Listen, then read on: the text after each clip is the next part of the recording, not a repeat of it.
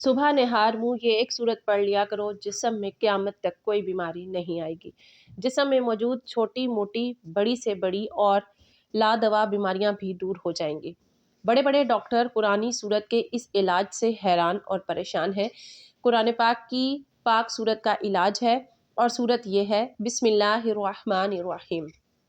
नाज़रीन किराम, हम कितनी ही मेहनत और मुशक्क़त कर लें, लेकिन इस काली कमली वाले प्यारे आका नबी आखिरुज़्ज़मा हज़रत मोहम्मद मुस्तफ़ा सल्लल्लाहु अलैहि वसल्लम के एहसान का हक़ अदा नहीं कर सकते, जो अपनी उम्मत के लिए रोते रोते इस दुनिया से उठ गए। और वो हमारे लिए ऐसा रोए कि दुनिया में कोई नबी ना रोया, ऐसा तड़पे कि कोई नबी ना तड़पा।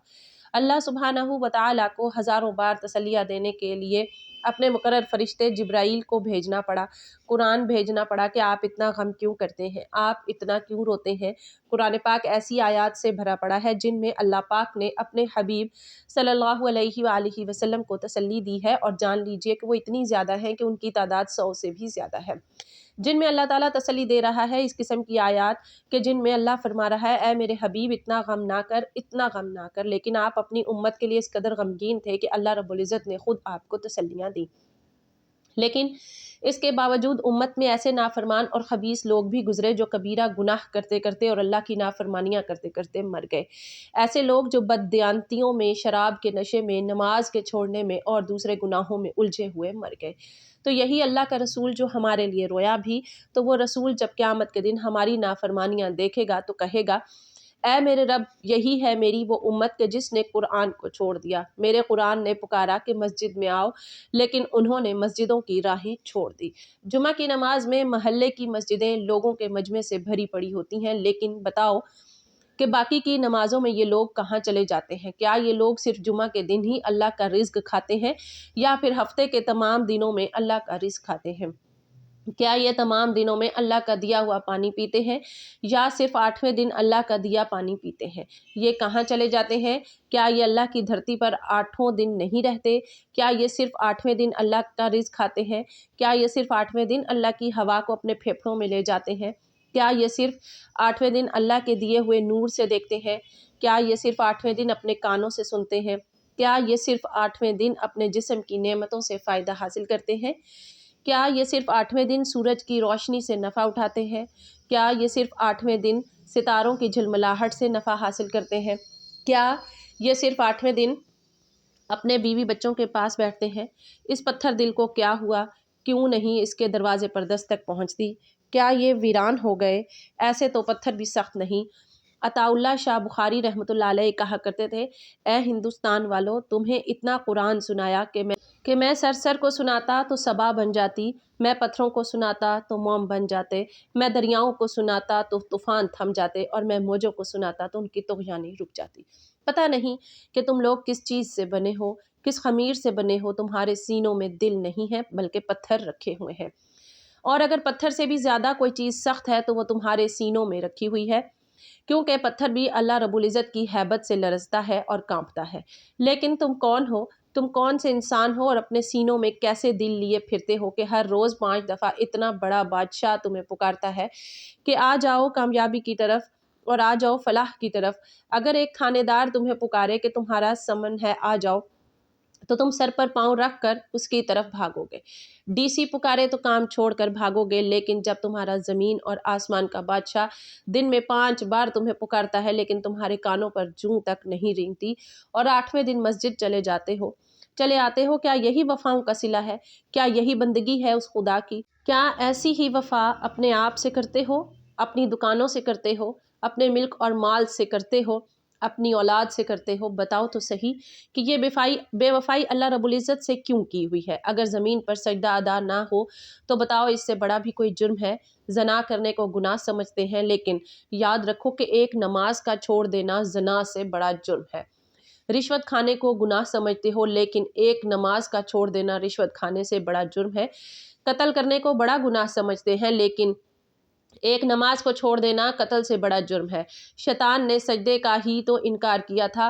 क्या शैतान ने कोई ज़ना किया था, कोई कत्ल किया था, कोई शराब पी थी, कोई जुआ खेला था, कोई शिर्क किया था? क्या किया था? शैतान बस एक सजदे का इनकारी हुआ।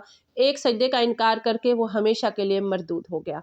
افسوس کہ اس مسلمان کو کوئی افسوس نہیں ہے جو روزانہ دن میں 5 مرتبہ 20 سجدے کا انکار کیے بیٹھا ہوا ہے اور پھر آرام سے روٹی کھاتا ہے، آرام سے چائے پیتا ہے، آرام سے کہکہے لگاتا ہے، آرام سے اخبار پڑھتا ہے، آرام سے بیوی کے پہلو میں لیٹتا ہے۔ ایک سجدے کا انکار کر کے شیطان ہمیشہ کے لیے مردود ہوا، تو بتاؤ جس نے فجر کا انکار کیا، جس نے ظہر کے سجدوں کا انکار کیا، پھر عصر کا مذاق اڑایا، پھر مغرب اور عشاء کا مذاق اڑایا۔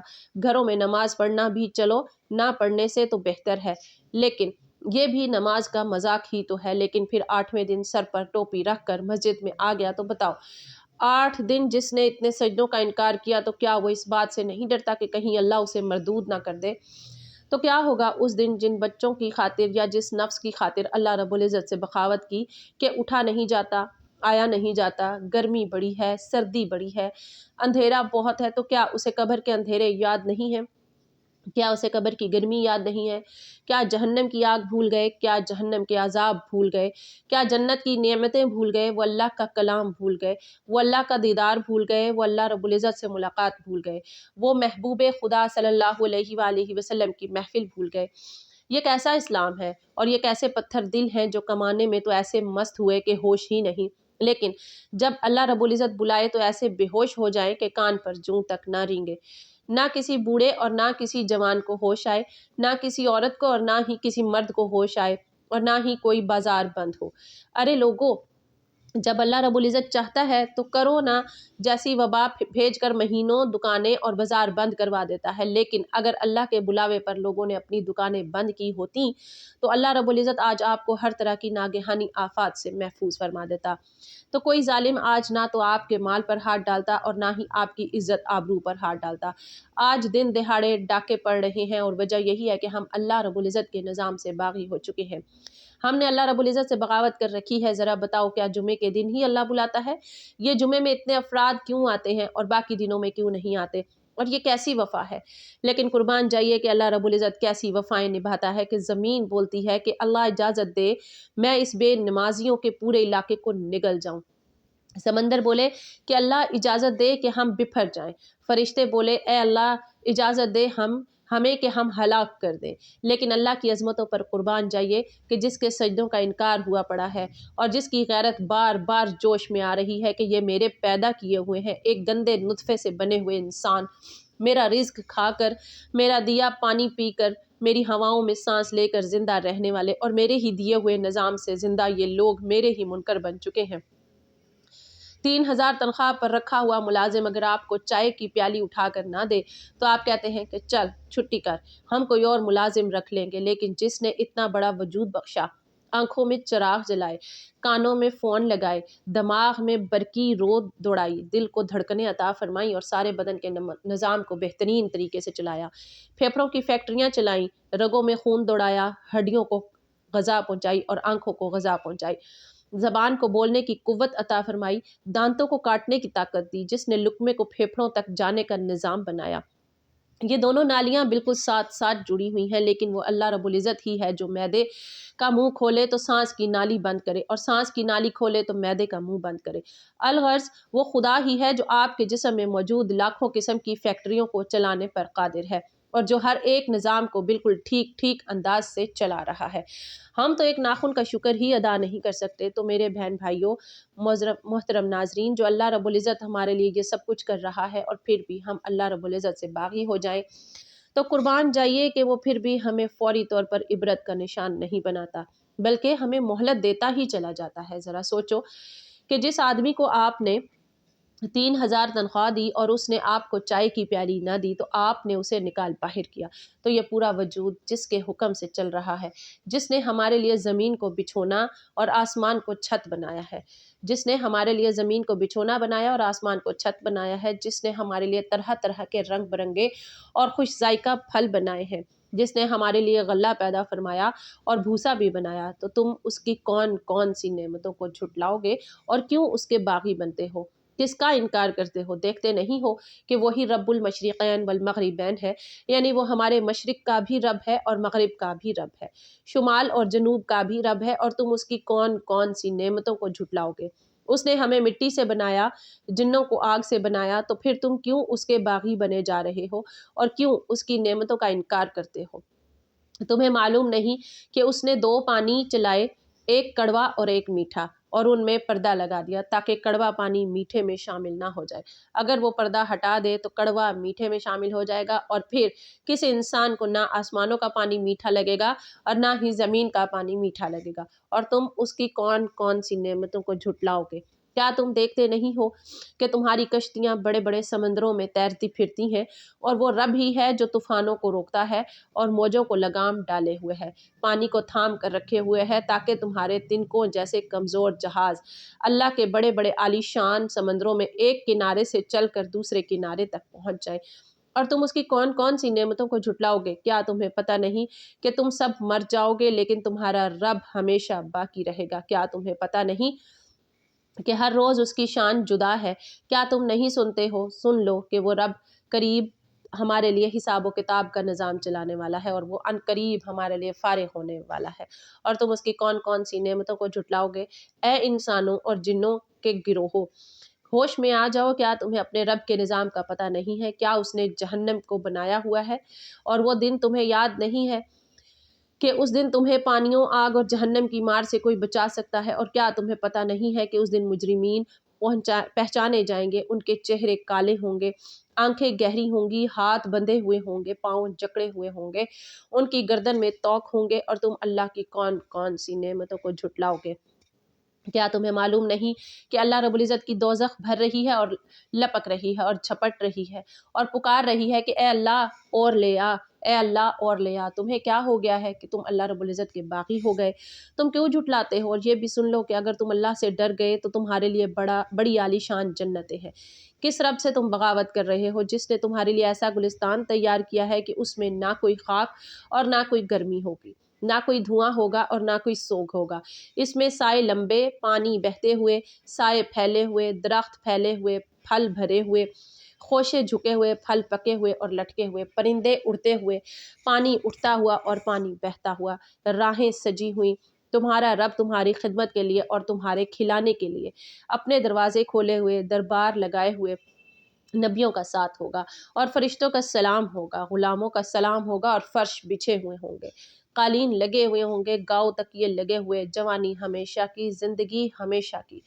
जिंदगी को कोई जवाल ना होगा, जवानी को कोई जवाल ना होगा। तुम देखो तो सही कि कैसे जन्नत का सायादार दरख्त है और उसके नीचे तख्त है, और ऊपर खोशे पके हुए हैं, और तख्त पर तुम बैठे हुए हो, और तुम्हारे साथ जन्नत की खूबसूरत बीवियां और दुनिया की मोमिन बीवियां जो जन्नत की औरतों से भी 70,000 गुना ज्यादा खूबसूरत है, वो तेरे दाएं बाएं है।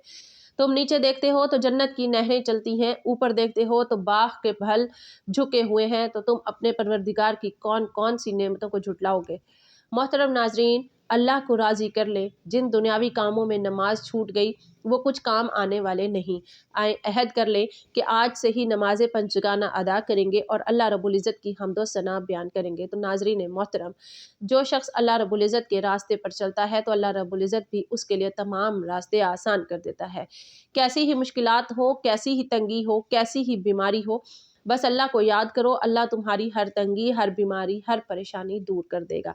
यही नहीं, अगर तुम सुबह सुबह फजर की नमाज के बाद कुरान पाक की ये एक सूरत तिलावत कर लोगे तो अल्लाह तुम्हारे जिस्म की हर बीमारी को तुमसे दूर कर देगा। हर रोज़ सुबह सवेरे फजर की नमाज के बाद सूरह रहमान को पढ़ने का अपना मामूल बना लो। कैसी ही बीमारी हो, कैसी ही लादवा बीमारी हो, कैसी ही मूजी और तकलीफ दे बीमारी हो, कैसी ही अजियत देने वाली बीमारी हो, कैसी ही ढीठ बीमारी हो, कैसी ही छोटी या फिर बड़ी बीमारी हो, अल्लाह के फजल करम से, अल्लाह की रज़ा से, अल्लाह की अता से, अल्लाह के हुक्म से, अल्लाह के इज़न से तुम्हारी हर बीमारी जाती रहेगी। बड़े बड़े डॉक्टर और बड़े बड़े माहिरीन सूरह रहमान की बरकतों से हैरान और परेशान हैं कि किस तरह सूरह रहमान की तिलावत सिर्फ़ एक बार सुनने से ही मरीज़ शिफायाब हो जाते हैं। अगर कोई मरीज़ खुद सूरह रहमान की तिलावत हर रोज़ सुबह फजर की नमाज के बाद सिर्फ एक बार कर लेता है तो उसके जिस्म में मौजूद तमाम बीमारियां जिस्म से निकल जाती हैं। सूरह रहमान पढ़ने का अपना मामूल बना लो। सूरह रहमान पढ़कर पानी पर फूंक मार कर वो पानी खुद भी पी लो, और अगर कोई और भी बीमार शख्स घर में मौजूद है तो उसे भी पिला दो। सूरह रहमान में इतनी ताकत है سورہ رحمان میں اتنی تاثیر ہے، سورہ رحمان میں اتنی خوبی ہے، اتنی شفا ہے کہ تمام جسمانی، روحانی، دماغی اور ہر طرح کی شیطانی بیماریاں جسم سے نکال باہر کرتی ہے۔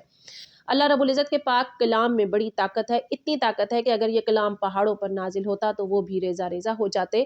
اللہ رب العزت کے کلام سے دل لگاؤ، اللہ کے کلام سے مدد حاصل کرو، نماز سے مدد حاصل کرو، صبر اور شکر سے مدد حاصل کرو، فلاح پا جاؤ گے، دنیا میں ترقی پاؤ گے اور آخرت میں سرخرو ہو جاؤ گے، دنیا میں بھی روشن ہو جاؤ گے اور آخرت میں بھی جنت ہی تمہارا ٹھکانہ ہو جائے گی۔ اللہ تبارک و تعالیٰ سے دعا ہے کہ نیکی کی بات کو سننے، سمجھنے اور اس پر عمل کرنے کی طاقت اور توفیق مرحمت فرمائے۔ میرا سنانا اور آپ کا سننا اپنی بارگاہ الہی میں قبول و منظور فرمائے، آمین یا رب العالمین۔ محترم ناظرین، آخر میں درخواست ہے کہ میری آج کی اس معلوماتی ویڈیو کو لائک اور شیئر کر دیجئے اور میرے اسلامی اصلاحی چینل کو سبسکرائب کر لیجئے۔ جزاک اللہ خیرن کثیرا۔ اللہ ہم سب کا حامی و ناصر ہو۔